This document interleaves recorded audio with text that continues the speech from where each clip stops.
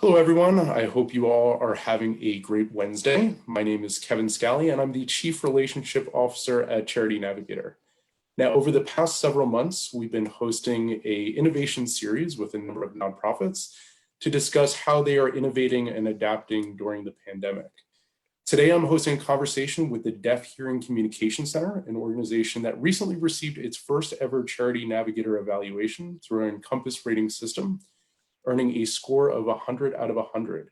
And joining me is Neil McDevitt, the Executive Director of the Deaf Hearing Communication Center. Neil, how are you today?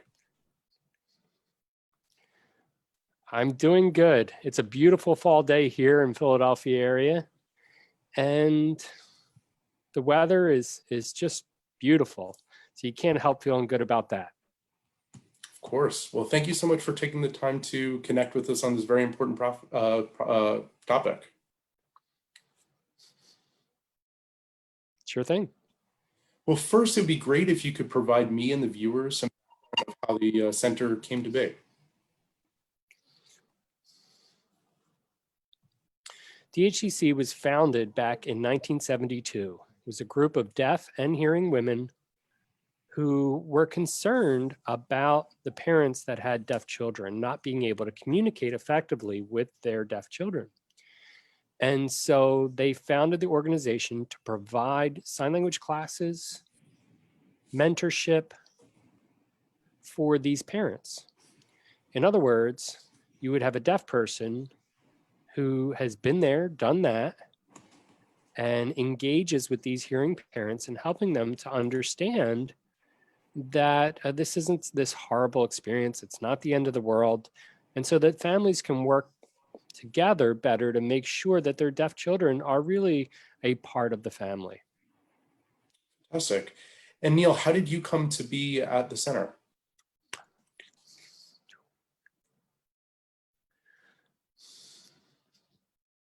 It's one of those odd things because you have to remember, do you remember the TV commercial back in the 80s where there was a guy that showed up and said, "I'm not just the president, I'm also a client." Oh, of course. Yeah, the hair club for men. Right. And that was true for me as well. You know, I'm a deaf person and I use sign language all day long, and I need an interpreter sometimes to really experience the world in the same way a hearing person would, Kevin. And so when the opportunity came up to become the executive director, this was actually the second time I applied. I applied about 18 years prior when I was this green, young adult thinking that I could run the world. And then I realized I couldn't. And 20 years later, I reapplied after I had a lot more experience in the world. And I worked previously with FEMA and a lot of emergency management jobs as well. And then I decided it was the time for this change. Great. Thank you for giving that background. As far as the primary program services of the organization, what are you primarily focused on at this point?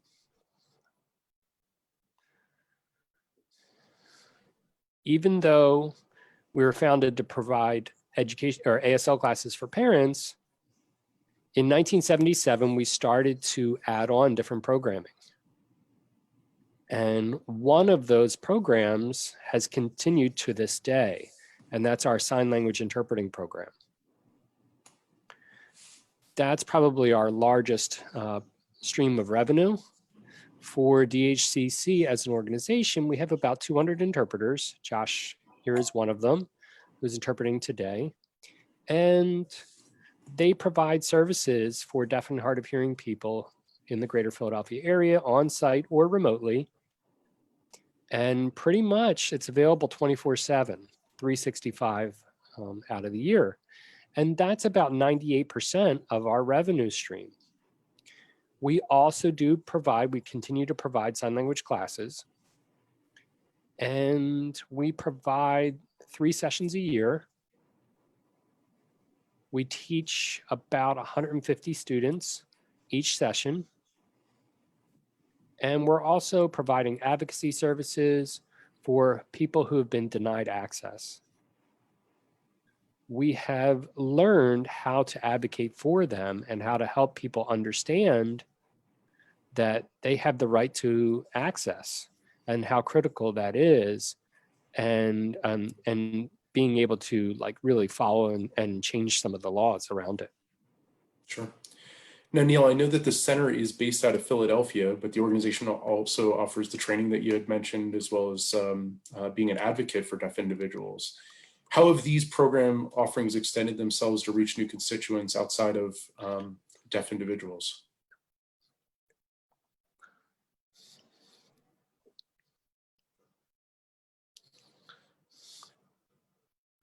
We have sensitivity trainings that we provide, where we go out to various organizations. For example, sometimes we're asked by an employer to come on site and teach a group of people how to work best with deaf and hard of hearing colleagues. Sometimes we're asked by a business to provide sensitivity training on how to reach out to deaf and hard of hearing consumers and how to best serve their needs. We do a lot of kind of one-offs sessions, and that's for any special needs. For example, let's say there's a dentist office that needs to figure out how to work with a deaf patient. It can be a very different experience as compared to, an optician, perhaps. Sure. Or even the fire department or the police department. And one thing that we've been doing is that we're trying to use our earned income to figure out how we can help, especially people or organizations that provide critical public services, and provide that knowledge to them free of charge. Great.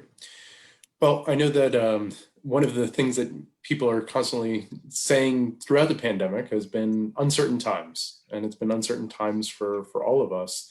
But I imagine that there are very specific challenges that have arisen for folks that are deaf or hard of hearing.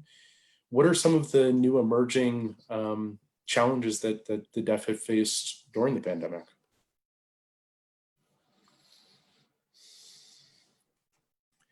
It has been very problematic for our community that we serve. Just to give you a little bit of a general sense of just, before COVID, we would, how we would navigate the hearing world. And so let's say we met on the street, Kevin, and we get to talking, and I'd probably be reading your lips. But then people tend to forget that only about 30% of the English language is discernible on the lips. And so, for example, 2 words we can compare: maybe and baby. Sure. They look almost identical. And so if you think about it, what a deaf person is doing is trying to fill in that 70%. When you introduce a mask like this, it's really been very difficult. And in a lot of ways, it has increased the isolation that the deaf and hard of hearing people experience on a daily basis. And so one thing that we've been trying to do is to find creative ways to combat that. We've set up community response teams. And one of the goals for that program was to have, a video phone at the ready for anybody that needs conversation. And part of that is that we really had a wonderful group of volunteers and a group of sewists who would put together masks with a clear window like this. And the idea was really to try to provide a certain level of accessibility.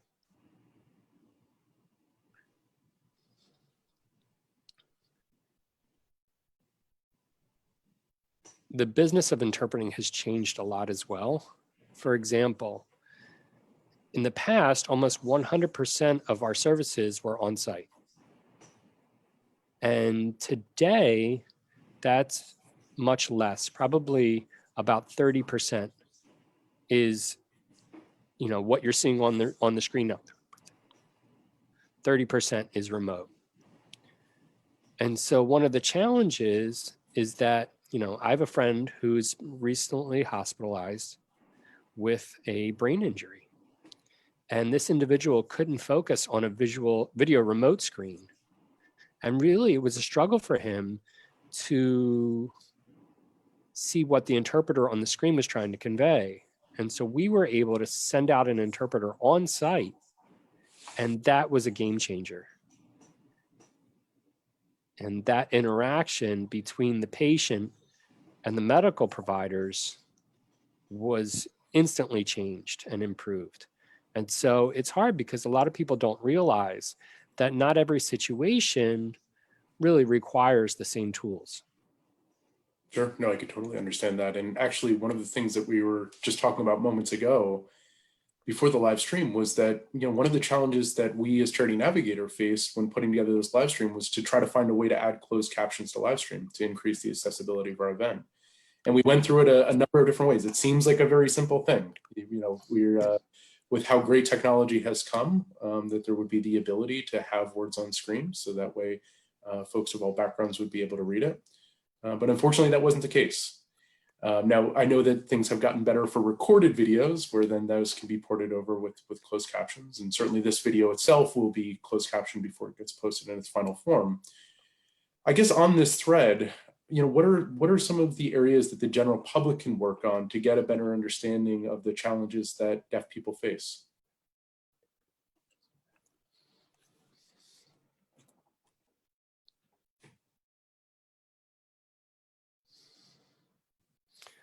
Well, I have a wish that people would take the time to maybe ask the deaf person what they need, and then have a structure, either as individuals or as an organization, in order to make those accommodations. And so, for example, if you were to meet a deaf person on the street, how you doing? Oh, you're deaf. At that moment, a lot of people might say like, oh, never mind, unfortunately. Whereas really the question should be, hey, how do we make this work? And the same thing goes for organizations as well. How do we make sure that organizations are providing the best services possible for everyone who comes in the door? There are many organizations that just don't have the budget, or they don't have the infrastructure in place to really be able to instantly provide accommodation. And so a lot of the time, when the budget time comes, it's a good idea to really revisit how your organization is set up and how can we make sure that we do have something set aside to use when needed. And that has been very critical. I often find that the individual attitude are easier to change. It's harder when it's an organizational structure that doesn't allow that to happen easily. Of course. Neil, are there any models that you've seen of organizations that really kind of implement best practices as to how organizations can accommodate those that are deaf?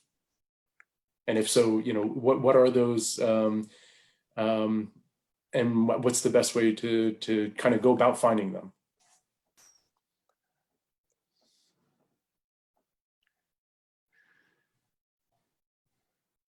I would say that the best organizations are those that make it work, and those are the ones that are actually hiring deaf and hard of hearing people in their workforce and really listening when their workers saying, we need these things to happen in order to make the programs accommodating and make it work. Just to give you an example, I used to work for an insurance company, and they had several deaf employees, and we would struggle because there was really no central funding for those accommodations that were needed. And so I might get one interpreter for the whole year because of the budget constraints for my department. Whereas another person might have an interpreter anytime needed, or frequently.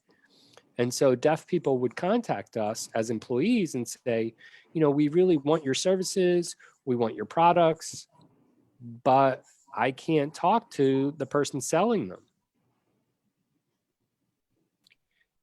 And so oftentimes what I've noticed is that best practice is done by the people that make the biggest difference. And those are the ones that are actually doing the hiring and including deaf and hard of hearing people in the organization, instead of, as some kind of amendment or something extra that we need to do.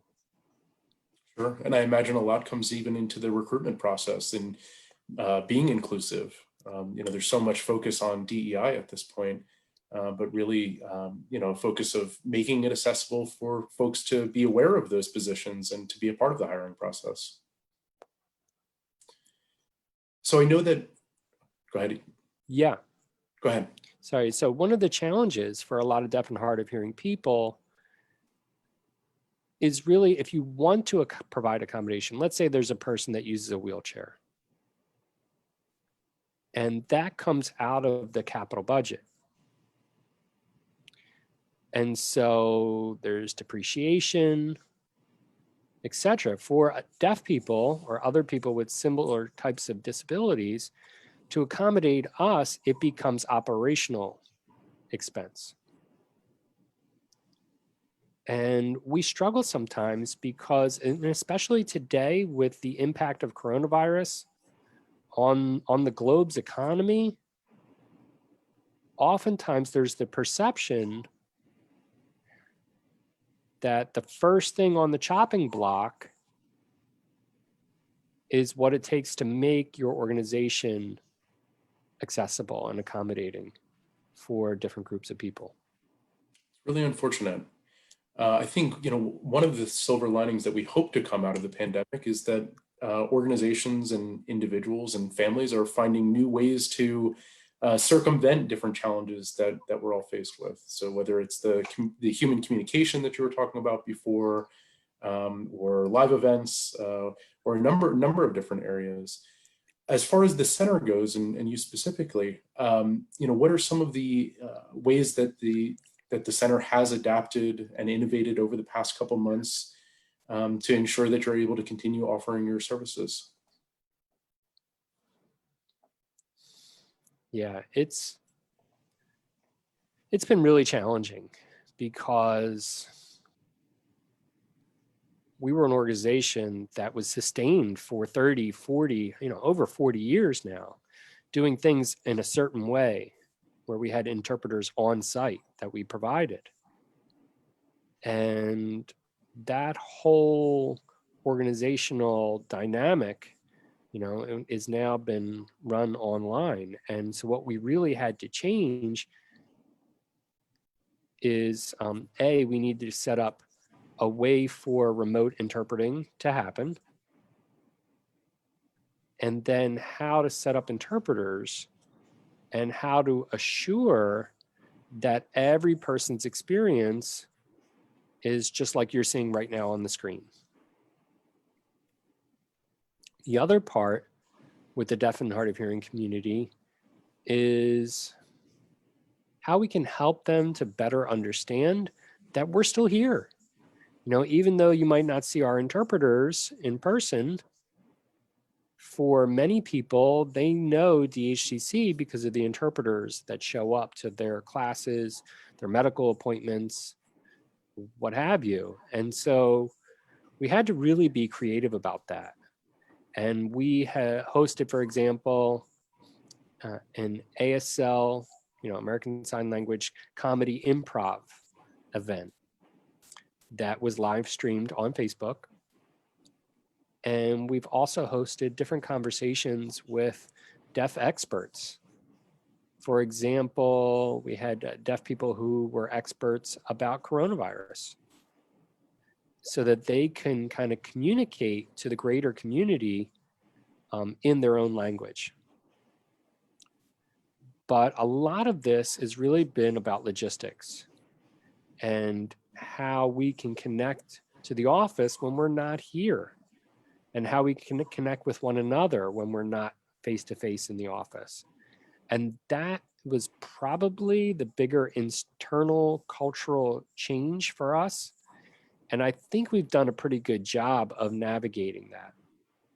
Great. Well, I'm glad to hear that. And it definitely sounds like you've made the best of a tough situation to be in and serving folks in a variety of different ways. So I applaud you on that. Now, shifting gears a bit, Neil, according to a survey that we ran back in June 2020, so just a couple months ago, 72% of the organizations that we connected with are reporting that they're suffering financially due to the pandemic. So a pretty grim reality of the nonprofit sector. Now, the interesting confluence of that is that organizations are also being asked to do more. So about 50% of the organizations are seeing increased demand in service offerings. So it's essentially the age-old being asked to do more with less. And I'm just interested from the center's perspective, have you experienced any sort of tough decisions that you've had to make due to the economic downturn and the recession?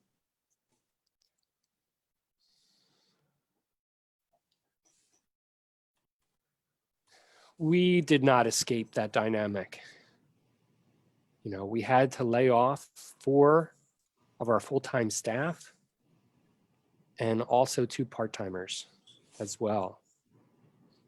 We were able to use the PPP money, the Payroll Protection Program under the CARES Act, to retain people as long as possible. But at the end of the fiscal year, unfortunately, we had to reduce our headcount. All of our staff also took a pay cut as well. We're trying to be progressive about it. But, these pay cuts, they affect different people in different ways. And so right now, well, a few months ago, we were down about 80% of our revenue that we recorded monthly. And today we're probably between 40 to 50% as compared to the year prior. And so that's, all earned income. And, it's fee for service, we provide programming. And then because of that, things like, Charity Navigator and the Encompass ratings were really important for us because we're really reliant on distributive income, fundraising, donations, because then that, becomes more critical now. And so we've been trying to meet the new needs that our community has through those donations. Thank you for sharing that. It's really insightful, and it's one of the areas that many donors don't get to see. They don't get to see really what kind of happens behind the curtain. So I appreciate you giving us a peek there. And I'm sorry to hear that you've been so negatively impacted, but it is heartening to see that there is an increase in support. And I think that individuals are starting to understand that services that are being offered, arts, institutions that you've known to come and love, they need your support or they're not going to necessarily be there. And obviously you provide a very important service for a community that needs it.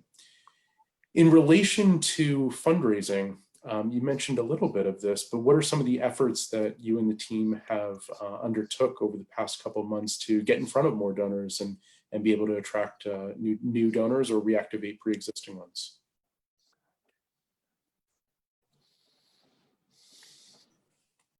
Well, it's been very fortunate. Our value is easy to articulate. And so we watch TV, you see the mayor, you see the governor, and there they are at the podium talking about coronavirus, and you see the interpreter standing right next to them. And then people understand what that's for. And it's not some novelty anymore. It's not something that's, oh, wow, how cool. People expect it now. And people really understand why they're there.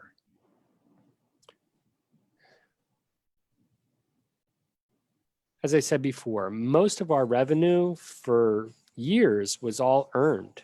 It was all fee for service. And so we didn't really have that much of a fundraising program in the past. And so before coronavirus, we were in the middle of really changing it and looking into how we can better meet the needs that we weren't currently meeting. And fundraising and building connections with our donor pool and our supporters, our focus is really relationally based. We were really trying to find a way to connect with donors and fundraisers.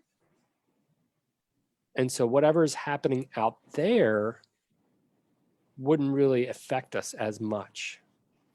And so the challenge for us is the people that are getting the services from DHCC are not the type of people who have the ability to donate.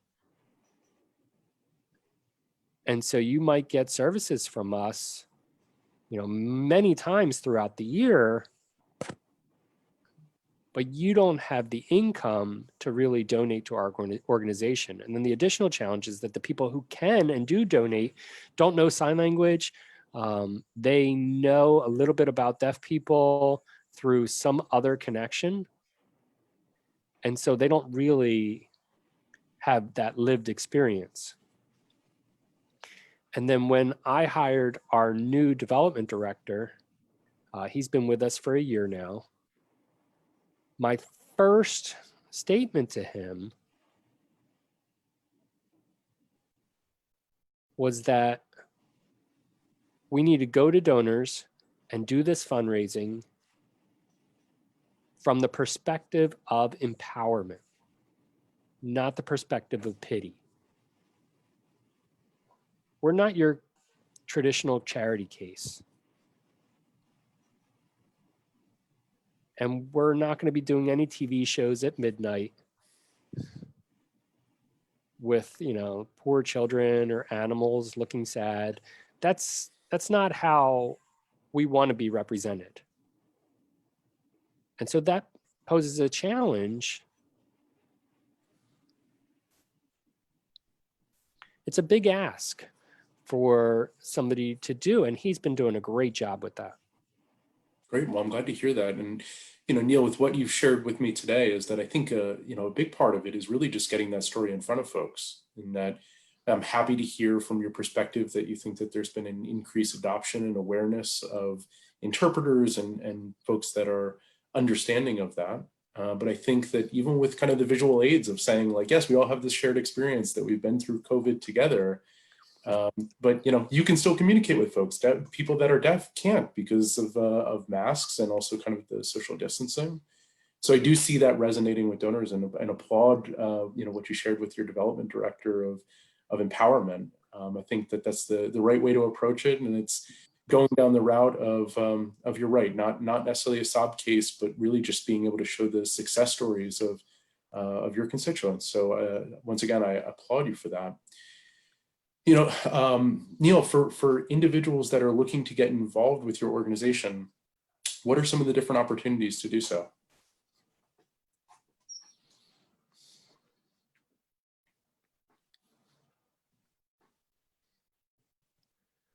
We're still operating our sign language classes, and they're being done remotely. Registration actually closed out today.